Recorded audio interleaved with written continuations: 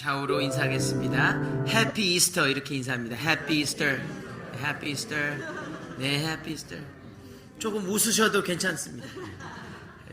기독교 최대, 아니요, 세상에 이 누구나 가장 기쁜 일이라고 하면 뭐 다른 일도 많이 있겠지만 이 부활입니다. 예수님이 부활하셔서 우리가 영생으로 들어가는 이 부활절이죠. 여러분, 이 부활의 놀라운 은혜가 여러분 가운데 날마다 거하게 되기를 주의 이름으로 축원합니다. 그래서 Easter is every day is Easter, 그런 말이 있어요. 이 부활은 한번 그냥 일회성으로 끝나는 것이 아니고 날마다 우리 가운데 있는 능력입니다. 그래서 우리가 너무 감사하고 기뻐하는 것이죠. 만일 부활이 없으면 어떻습니까? 아무것도 우리가 지금 하는 모든 행위야, 모든 예배도 의미가 없어요. 그냥 뭐 부활한 것도 없고 셀러브레이트 할 게 없는 거예요. 기쁜 것도 없고 날마다 그냥 죽음 가운데 지내는 것인데, 주님이 부활하시고 그분이 나도 부활할 거다 말씀하여 주셨기 때문에 부활이 없으면 아무것도 아니나 부활이 있으면 모든 것을 얻은 것입니다. 오늘 고린도전서 15장 18절에서 19절을 다 같이 읽겠습니다. 시작. 화면에 있습니다. 시작. 또한 그리스도 안에서 잠자는 자도 망하였으리니 만일 그리스도 안에서 우리의 바라는 것이 다만 이 생뿐이면 모든 사람 가운데 우리가 더욱 불쌍한 자리라. 아멘. 우리 예수를 믿는 사람들이 예수님 부활하지 않으면 제일 불쌍한 사람들이에요. 제일 의미 없는 일 하는 사람이나, 주님 부활하셨기 때문에 우리는 가장 의미 있고 가장 기쁘게 살 수 있어요. 아무리 칠흑과 큰 어두움 속에서도 사람들이 신음할 때 우리는 웃을 수 있습니다. 미쳤다는 소리 들을 수는 있어도 우리는 모든 것 다 얻은 자는 것이죠. 여러분, 부활의 산소망이 지금 이 시간에 있는 것입니다. 영원히 죽는 것에서 영생, 이것으로 옮기는 데는 부활을 반드시 거치게 되는 것이죠. 현세와 내세를 이어주는 것도 부활입니다. 다른 것 아니에요. 무엇보다 제가 가장 좋아하는 말 중에 이런 말이 있습니다. Let God be God. 하나님을 하나님 되게 하는 것은 부활입니다. 부활하시지 않았다면 어떻게 하나님이세요? 그런 능력, 그런 지혜, 그런 은혜가 없다면 하나님일 수 없습니다. 그러나 하나님은 부활하셨고 우리도 부활시키십니다. 그분은 유일하게 우리 하늘 아버지시죠. 부활 없이 복음도 없고 부활 없이 구원도 없으나 오늘 예수님 통해 주어진 부활 가지고 여러분, 다른 건 내세우지 말고 부활 자랑하십시오. 이건 내세우고 앞장서면 우리가 질 일이 없어요. 우리를 대적할 일이 없고, 대적을 할지라도 우리는 다 이길 수가 있는 것입니다. 우리 다시 한번 앞뒤로 인사하실 때는 힘차게 Happy Easter 이렇게 우리 힘을 주어서 당신은 승리했다고, 부활했다고 인사합니다. Happy Easter. 예. 이윤우 장로님, 역시 부활 권세가 있으세요. 할렐루야. 네. 여러분, 그래야 됩니다. 기죽을 필요 없는 거예요. 아무리 어렵고 힘들어도 그렇게 우울하게 살 필요 전혀 없는 거예요. 부활할 거니까. 아니요, 부활했으니까. 여러분, 이것은 뭐 남이 설명하고 그렇고 뭐 줘도 뭘 주거나 나를 위안해도 이것만한 위안이 없고 이것만한 축복이 없는 것이죠. 여러분, 오늘 꼭 부활 가지고 집으로 돌아가게 되기를 주 이름으로 축원합니다. 오늘 부활 현장으로 들어가 보겠습니다. 말씀 가운데 그 은혜는 무엇인지, 그 놀라운 메시지는 무엇인지 우리 살펴보겠습니다. 맨 첫 번째로 따라 하시겠습니다. 부활은 은혜다. 부활은 은혜다. 다시 한번 할까요? 부활은 은혜다. Resurrection is a grace from God. 부활은 하나님의 은혜인 거죠. 오늘 잠깐 살펴볼 것이 있습니다. 오늘 본문에 무덤이 있었죠. 예수님이 무덤 가운데 계셨는데 그 무덤은 누가 준비했냐면 아리마대 요셉이라는 사람이 준비했습니다. 마가복음 15장 43절을 한번 같이 읽겠습니다. 시작. 아리마대 사람 요셉이 와서 당돌이 빌라도에게 들어가 예수의 시체를 달라 하니 이 사람은 존귀한 공회원이요 하나님의 나라를 기다리는 자라. 아멘. 이렇게 되어 있어요. 가서 당돌하게 얘기했습니다. 자신의 고위 높은 직종에 있었는데 자기 거 잃을지도 모르는 그런 리스크를 감당하면서까지 이렇게 요구했어요. 그래서 무덤 비싼 것 아니겠습니까?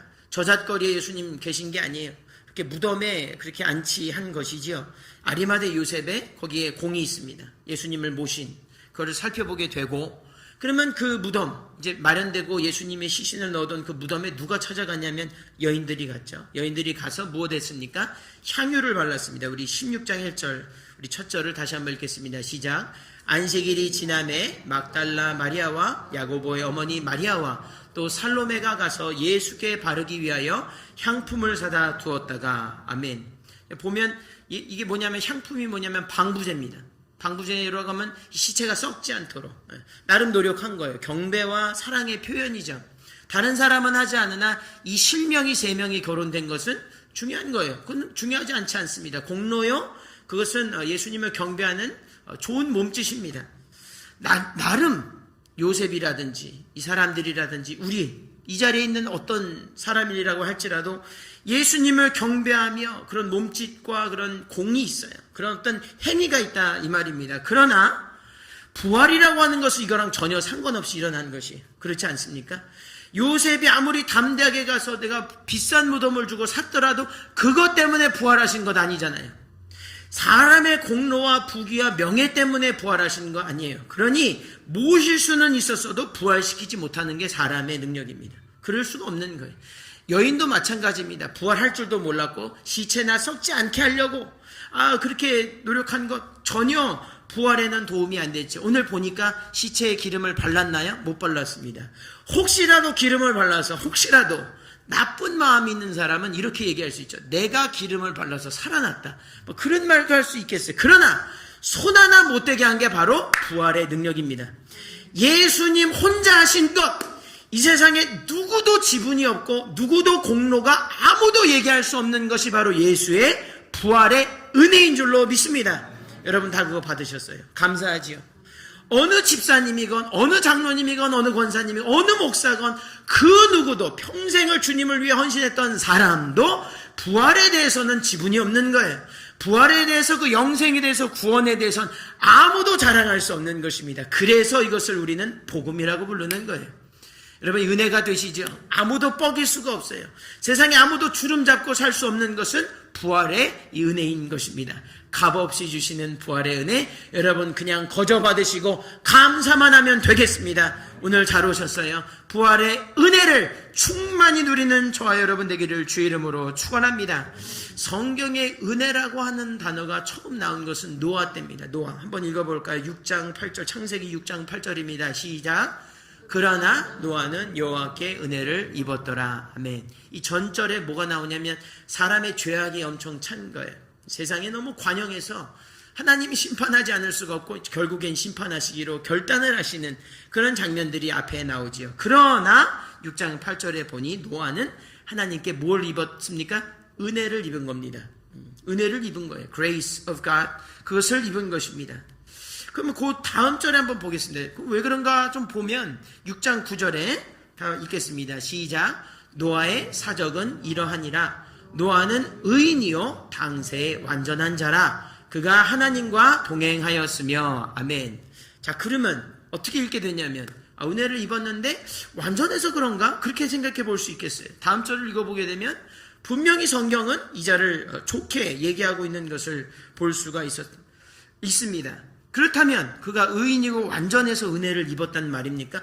말이 좀 맞지가 않아요. 앞뒤가. 왜냐하면 은혜라고 하는 것은 공로 때문에 주어지는 것이 아니지 않습니까? 내가 잘나서, 노아가 잘해서, 그러면 노아가 he deserved it, 나 이거 받기에 합당하다 얘기할 수 있고 성경도 그렇게 얘기했을 텐데 왜 굳이 은혜를 입었다고 할까? 왜 그럴까? 은혜는 전적인 하나님 역사 아닙니까?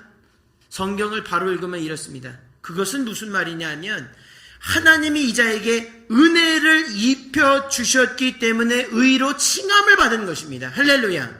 이것이 하나님의 은혜의 본질인 거예요. 목사님 그 증거는 어디 있나요? 증거는 창세기 9장 29절에 있습니다. 다 같이 한번 읽겠습니다. 창세기 9장 29절 시작. 향년이 950세에 죽었더라. 아멘. 여기 아멘 해야 됩니다. 누가 죽었습니까? 노아가 죽었어요. 왜 죽었습니까? 죄인이기 때문에 죽은 거예요. 그러니 전적으로 노아가 그렇게 은혜를 입어서 그 8명의 가족만 사는 것은 공로가 아니라 그들이 잘해서가 아니라, 물론 그건 중요하겠지요. 그렇게 해야 합니다. 그러나 진짜로 진정으로 그들이 구원받은 것은 하나님이 은혜를 입혀 주셨기 때문입니다. 여러분, 이것을 우리는 바로 알아야 되는 것입니다. 성경은 초장부터 은혜라고 말씀하는 거예요. 계속된 은혜. 사람의 공로는 되지 않는다고 하는 것입니다. 그렇다면 성경의 끝은 뭐라고 얘기할까요? 성경의 끝은 뭐라고 얘기할까요? 요한계시록 22장 21절을 읽겠습니다. 시작. 주 예수의 은혜가 모든 자들에게 있을지어다. 아멘. 성경은 처음부터 끝까지 은혜가 아니면 안 된다고 하는 거예요. 그러므로 하나님의 은혜로 프리패스를 받으라고 하는 것이 바로 성경의 가르침인 것입니다. 우리의 공로도 우리의 노력도 중요하나 은혜 안에서 중요한 거예요. 우리가 서로 주의 은혜 안에서 받을 만한 사람인 것이지 저와 여러분은 원래 그런 사람이 절대로 되지 않는다고 하는 사실입니다. 그렇다면 우리는 부활의 은혜라고 하는 것은 너무나 깊고 아무도 줄 수 없는 것이니 우리는 그냥 감사로서 이 자리에 앉아 있을 수 있는 것이지요. 여러분, 여러분의 삶의 처음 그리고 끝, 그 이후의 삶은 하나님의 은혜에 달려있는 것입니다. 여러분, 부활하신 예수님께서 은혜 베푸시기 위하여 거저주는 그 부활과 구원과 영생, 그것을 우리에게 다 주셨으니 감사하며 부활을 전하는 저와 여러분 되기를 주의 이름으로 축원합니다. 두 번째로 기억할 것은 이것입니다. 따라 하시겠습니다. 부활은 사랑이다. 다시 한번 하겠습니다. 부활은 사랑이다. 여러분, 이 말씀 좋아하시나요? 사랑. 굉장히 무겁지만 가장 좋아하는 그 주제요, 그 권세는 바로 사랑인데 그것은 부활에 나타나 있습니다. 여러분, 부활하신 주님이 가장 먼저 한 일이 무엇입니까? 가장 먼저 한 일이 성경을 다 뒤져봐도 뭐냐면 제자들을 그렇게 찾으셨어요. 제자들을 계속해서 제자들을 추적해 가십니다. 도망갈 수 없도록 추적해 가세요. 그런데 우리 금요일날 배웠지요. 우리 뼛속 깊숙이 그들이 어떤 사람이었는지. 배신자. 그들에게 닉네임이 있다면 그 당시에는 이것 말고는 설명할 길이 없는 것, 바로 그건 배신자라고 하는 것입니다. 여러분, 배신자라고 하는 건 당시에 더 무거운 주제였어요. 왜냐하면 로마 제국의 이 압제를 받을 때 동족들이 서로 많이 배신했어요. 왜냐하면 로마에게 잘 보여야 되기 때문에. 삭개오가 대표적인 예시입니다. 그러니 배신자라고 하는 거는 듣기만 해도 사람들이 신경이 날카롭게. 여러분, 배신 당해보셨습니까? 이만저만 상처를 뛰어넘는 아주 영혼 깊이 아주 쪼개뜨리는 그런 감정, 그런 현실이 이 배신자가 만들어내는 것, 그런 것들이에요. 배신자라는 것이죠. 그 사람들은 배신자였어요. 그런데 이 배신자를 찾아가셨습니다. 마가복음 16장 5절에서 7절 읽겠습니다. 시작. 무덤에 들어가서 흰옷을 입은 한 청년이 우편에 앉은 것을 보고 놀라매 청년이 이르되 놀라지 말라. 너희가 십자가에 못 박히신 나사렛 예수를 찾는구나. 그가 살아나셨고 여기 계시지 아니하니라. 보라, 그를 두었던 곳이니라. 7절이 중요합니다. 가서 그의 제자들과 베드로에게 이르기를 예수께서 너희보다 먼저 갈릴리로 가시나니 전에 너희에게 말씀하신 대로 너희가 거기서 배우리라 하라 하는지라. 아멘. 여기 분명히 이렇게 되어 있습니다. 여인들에게 와서 그게 끝이 아니라 너희들 가서 제자들 꼭 찾아서 말하라는 거예요. 그 중에서도 누구입니까? 베드로예요. 베드로는 어떤 자입니까? 예수님을 모른다고 저주한 자. 내가 예수를 알면 내가 저주를 하는 거예요. 그런 배신을 한 사람이 바로 베드로입니다. 그 사람한테 가라는 거예요.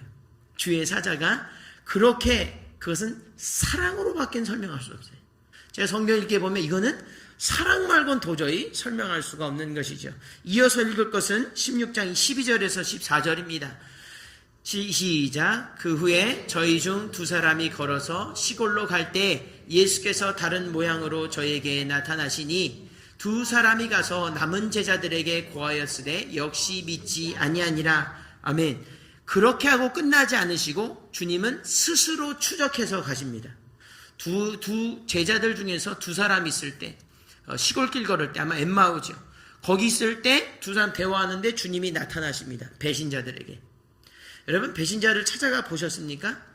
그것을 우리는 사랑이라고 부르는 거예요. 용서라고 부르고. 그렇게 나타나셔서 보여주시고, 다른 말은 하지 않으, 너 배신했지, 이러지 않으십니다. 부활의 능력을 보이시는 거예요. 내 너를 사랑한다 이 말이에요. 걱정하지 말고 받아들이라는 거죠. 이 두 사람이 사랑받았으니 당연히 남은 제자에게 가게 되는 거예요. 사랑받은 사람은 그것이 사랑인 줄 알고 반드시 전하는 것이 있는 것이 바로 사랑의 능력이요 부활의 그러한 속성인 것입니다. 여러분 한번 생각해 보십시오. 제자들한테, 여러분 그 당시에 제자들이 가장 필요한 것이 무엇이겠습니까? 그들은 물고기 잡는 게 아니라고 저는 생각해요. 왜냐하면 그들은 그 배신자의 꼬리표를 달고 평생을 괴로움 속에 아마 살아야 됐었어요. 그렇지 않겠습니까? 그러니까 고향에 돌아갔죠. 오늘 디베랴 바닷가로 돌아가서 열심히 물고기를 잡았습니다. 설령 예수님이 나타나시지 않고도 물고기를 많이 잡는다고 한들 성에 차겠어요? 속된 말로 성에 차겠습니까? 진정 행복하겠냐 이 말입니다. 아니라고 생각됩니다. 행복한 순간, 남들이 봤을 때 행복한 순간이 오면 올수록 더 괴로웠을 것 같아요. 그 정말 영혼의 그 배신과 자기가 했던 그 모든 죄가 그대로 있기 때문에 이거 어디에 얘기할 수도 없고 주님 나타나 주셔서 용서해 주시면 좋겠는데 그럴 수 없는 거잖아요. 그러니 그 사람들은 괴로웠을 것이 분명합니다. 그런 것이 분명하지요. 혹시나 결혼해서 아이를 낳고 잘 살다가도 밀려오는 죄책감과 계속되는 뒷담화는 감당할 수가 없는 것입니다. 그렇다면 이 사람들에게 가장 필요한 건 무엇입니까? 그것은 돈, 명예, 좋은 직장, 좋은 가족 이런 것 그건 아마 부차적일 거라 저는 생각해요. 가장 중요하고 필요했던 것은 자신들이 배신해서 죽음으로 넘겨온 그 스승이 혹시라도 살아오는 거예요. 그렇지 않겠어요? 그래야 이 모든 것이 다 해결되는 거죠. 그런데 설마가 사람을 살렸습니다. 예수님 부활하셨고 안 나타나셔도 되는데 나타나셨어요. 그리고 내니 두려워 말라고 물을 깊은 곳에 던지고 사랑 나는 어부대라고 오히려 나를 용기를 북돋아 주세요. 이것을 우리는 사랑이라고 보는 것입니다. 그러므로 부활은 다른 것 아니에요. 사랑인 줄로 믿습니다. 죄진 우리는 다 주님의 배신자 아니겠습니까? 여러분 저나 여러분이나 모두 닉네임은 똑같아요. 우리가 금요일날 배웠습니다. 성경이 굳이 베드로나 다른 사람들 창피 주려고 그렇지 않아요. 저는 제 성경을 읽으면서 저는 베드로보다 훨씬 더 추악한 죄인이라는 것을 날마다 고백하지 않을 수가 없습니다. 저는 배신자 중에 배신자요. 저는 가장 추악한 죄인인데 예수님이 그게 아무것도 아닌 주님이 나의 모든 것 그거 다 생각지 아니하시고 그냥 부활해 주시는 거예요. 그리고 너희 죄는 다 씻김 받았다고 하시니 저는 세상에서 가장 행복한 사람입니다. 가장 행복하고 가장 기쁘고 가장 깊은 곳에서도 그 영혼의 깊은 어려움 가운데서도 예수님 볼 수 있는 가장 행복한 사람이에요. 여러분 그런 행복을 누리고 계십니까? 여러분 주의 부활을 믿어서 그 사랑의 손길이 영원히 떠나지 않는 놀라운 사랑과 축복의 삶을 살게 되기를 주님의 이름으로 축원합니다. 바로 그렇습니다. 이것은 굉장히 은혜지요. 사도행전 3장도 여러분 잘 아시는 안진뱅이 이야기도 사실은 사랑 이야기예요. 안진뱅이를 그렇게 성전 앞에 갖다 주었을 때 그 사람 구걸하라고 그렇게 놔뒀거든요. 그러나 그 사람에게 필요한 것 돈입니까? 그래 필요한 것은 뭐 다른 것 있습니까? 그 사람에게 필요한 것 무엇입니까? 일어나는 것 아니겠어요? 안진뱅이에게 가장 필요한 건 일어나는 거예요. 눈먼 자 가장 필요한 건 눈을 뜨는 것입니다. 귀머거리가 듣게 되는 것이 가장 필요한 것이고 죽은 자는 살아나야 그것이 가장 중요한 일이 된 것이지요. 누가 하셨습니까? 나사렛 예수의 이름으로 명하노니 일어나 걸으라. 예수의 부활의 능력만이 그 필요한 것을 주시는 것이고 그 이름은 다름 아닌 사랑입니다. 그러므로 사도행전 3장도 사랑 이야기예요. 예수님이 얼마나 사랑해 주셨으면 그런 일을 하시는지요. 부활의 주님만이 진짜 사랑이고 그 사랑만이 나를 만족시킵니다. 영원히 부족하지 않은 그 사랑을 부활 가운데 누리게 되기를 주의 이름으로 축원합니다. 우리 마지막으로 세 번째 따라하겠습니다. 부활은 능력이다. 다시 한번 부활은 능력이다. 제가 이렇게 목소리를 세게 하고 그러지만 제가 불과 2주 전에 목이 다 갈라졌어요. 왜 그랬습니까? 제가 능력이 없기 때문이에요. 저는 그런 어떤 연약한 존재입니다. 힘이 가지고 싶습니다. 정말 지치지 않는 체력과 지치지 않는 열정을 가지고 주님 따르고 싶지만 그럴 수 없는 것이 인간이지요. 주님도 마음은 원이로되 육신이 약하다. 그렇게 말씀해 주셨지요. 그러니까 부활은 가장 큰 특징이요. 중요한 것, 그에 맞서 중요한 것이 뭐냐면, 그러면 부활에 가장 중요하다 여겨지는 것은 바로 힘입니다. 능력이에요. 죽음에서 살아나는 능력이 가장 큰 능력입니다. 제가 그것을 묵상하면서 발견했어요. 제가 작년에 BBS 하면서 아이들 수련회 하면서 나눈 것이기도 하죠. 세상에 가장 큰 힘은 무엇일까 생각해 보게 되면 그것은 사는 것 같아요. 그것은 생명에 있다고 우리는 볼 수가 있습니다. 근데 그냥 생명은 아닌 것 같습니다. 왜냐하면 저마다 다 생명은 가지고 있어요. 그러나 가장 큰 힘은 그렇다면 어디서 올까 생각되면 그것은 영원히 사는 것이 영생입니다. 부활만 영생을 가져다 주는데, 부활하신 주님께서 영생하시는데 왜 그런 거 하니? 아무리 죽인다고 해도 다시 살아나면 그 사람 이길 수 없는 거예요. 그렇죠? 아무리 내가 죽음 가운데 있어도 죽어도 다시 살 수만 있다면 나는 패배할 수가 없는 겁니다. 나는 실패할 수가 없는 것이죠. 여러분, 가난해도, 제가 묵상해 봤어요. 가난해도, 그래, 오늘 뭐 시급 받으면서, 물론 그것도 귀한 일이겠지만, 그래서 받으면서 집을 장만하겠습니까? 그러나 내가 몇십 년 동안 하고 죽는다고 해봅시다. 돈을 모았어요. 다시 살아나서 또 일하면 그만 아니겠어요? 영생하면 집이 문제겠습니까? 영생하면 다른 것, 부와 명예는 아마 시간 문제일 거라고 그렇게 생각 드는 것입니다. 병에 걸려도 다시 죽으면, 살아나면 그만 아니겠어요? 또 혹은 아무런 어떤 사고를 당하고 예기치 못한 일을 당해도 그래서 죽는다고 할지라도 살아나면 그만입니다. 부활하면 두려울 것이 없는 것이지요. 제가 집사람과 함께 결혼하고서 아기가 아직 없을 때 그랜드 캐년을 간 적이 있습니다. 가보셨어요? 그러면 굉장히 높죠. 가면 와 소리가 저절로 납니다. 제가 좀 장난을 쳤어요. 거기서 제 집사람이 겁이 많습니다. 그래서 집사람 앞에서 보면 이제 돌이 있어서, 여러분, 날에 천길 낭떠러진데 이 돌에서 저길 건너뛰려고 제가 신용을 한 거예요. 집사람이 하지 말라고, 절대 그래서는 안 된다고 그러는 거죠. 제 재미가 붙은 거예요. 계속 그거를 제가 짓궂어가지고 한 거예요. 집사람 저 어떻게 될까봐. 여러분, 그 순간에 집사람이 저한테, 아유, 여보, 나에게 돈 좀 줘. 혹은 나에게 이거 필요해.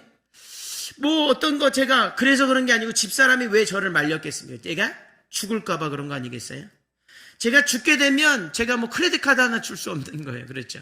제가 선물 하나 사줄 수 없는 거예요. 기념일 하나 챙겨줄 수 없는 겁니다. 죽으면 아무것도 할 수가 없는 거예요. 그러나 살아있으면, 그리고 내가 영생한다면 그것은 최고의 선물이 아닌 것입니까? 그것은 바로 가장 큰 선물이 되는 것이지요. 우리 그것을 알아야 돼요. 이것을 안 사람들이, 선각자들이 그래서 인생의 가장 중요하고 가장 큰 힘은 바로 영생이라고 본 거예요. 그래서 이집트의 수많은 왕들이 죽지 않으려고 발버둥을 쳤던 것입니다. 시간이 지나니까 권세는 다 들어오거든요. 그러니까 뭘 생각하냐면, 내가 미라가 돼야겠다. 주술을 걸고 내가 여러 가지 방부 처리를 하고 해서 내가 영생을 해보겠다. 안 되는 거예요. 그리고 이집트도 결국에는 그렇게 왕국이 사라지지 않았습니까? 징기스칸도 마찬가지입니다. 하다 보니까 되겠거든요. 다 정복하고도 남겠거든요. 사람들이 칭송해주고 경배하고 엄청나거든요. 이 사람이 가만 생각하니까 자기가 나이가 드는 거예요. 뭐를 신하들에게 시키냐면 세상 곳곳을 다니면서 불로초를 구해오라는 거예요. 영생하면 내가 실패하지 않는다. 내가 그렇게 할 수 있겠다 생각이 들었지만 어떻게 되었습니까? 죽었어요. 죽을 때 혼자 죽지 않고 어떻게 합니까? 수많은 산, 말들과 사람들 같이 묻었지요. 무서운 일입니다, 여러분. 세상은 그래요. 권력과 다 소용없습니다. 영생하지 못한다면 소용없는 거예요. 나폴레옹도 그랬고 또 다른 알렉산더 대왕도 그랬습니다. 여러분, 그러나 우리의 왕의 왕이신 예수님은 단 하나의 단 한 분, 그분만이 이 영생, 이 부활의 권세가 있으십니다. 그리고 그 권세를 우리에게 주신다고 그랬어요. 약속하셨어요. 우리 요한복음 3장 16절에 다시 우리가 암송하겠습니다. 시작. 하나님이 세상을 이처럼 사랑하사 독생자를 주셨으니 이는 저를 믿는 자마다 멸망치 않고 영생을 얻게 하려 하심이니라. 아멘. 여러분 다 가지고 계시니 여러분이 진정한 승자입니다. 여러분, 그 권세로 이 세상 호령하며 살게 되기를 주의 이름으로 축원합니다. 부활을 잃으면 전부 잃는 거예요. 건강을 잃으면 조금 잃는 것입니다. 부를 잃어도 부분을 잃는 것이에요. 명예를 잃으면 또 조금 잃는 것이나 부활을 잃으면 다 잃는 것이에요. 그러나 우린 부활을 가졌으니 다 얻은 줄로 믿습니다. 이건 실제적인 능력인 것입니다. 이 간디와 더불어서 인도의 독립을 이끈 사람이 있어요. 인도의 초대 수상입니다. 이 사람은 13년 동안 수상을 역임했어요. 능력 있고 카리스마 있게 아주 호령하며 살았습니다. 취임 처음부터 끝까지 대적할 사람이 없었다고 그래요. 이 사람은 굉장한 권세 누리면서 카리스마 가지고 민주주의, 세속주의, 사회주의 바탕으로 국민 통합을 이뤄냈다고 합니다. 근데 이 사람이 말년에 고백을 해요. 누가 뭐 옆구리 찔러서 시킨 것도 아니라 이 사람이 자기 입으로, 세상 사람입니다. 자기 입으로 고백하는 것입니다. 그는 이렇게 말합니다. 수천 년의 세월이 흐르도록 인도의 종교들은 사람들로 하여금 땅을 개간하고 집을 짓고 늪지를 메우고 댐을 건설하도록 만들지 못했다. 실패했다고 고백합니다. 아무리 능력 있게 사람들은 박수하나 우리는 하지 못했다고 이 사람이 고백합니다. 그러나 교회는 세계 도처에서 인간의 짐을 덜어주고자 모든 분야에서 노력을 했으며 칭송받아 마땅한 놀라운 업적을 세웠다. 그 다음 고백이 중요합니다. 이 힘의 근원은 예수 그리스도의 부활이다. 이렇게 말했어요. 부활이라고 하는 것은 여러분 우리만 믿는 것이 아니고 사실은 세상도 아는 능력입니다. 여러분 이 능력 가진 사람이 그렇게 뒤에서 숨어서 그림자 뒤에서 그렇게 살 필요가 없는 거예요. 여러분 오늘 부활의 능력 가지고 권세 있게 예수의 이름 드러나며 살면 하나님 영광 받으시고 큰 은혜와 사랑과 축복을 더하실 줄로 믿습니다.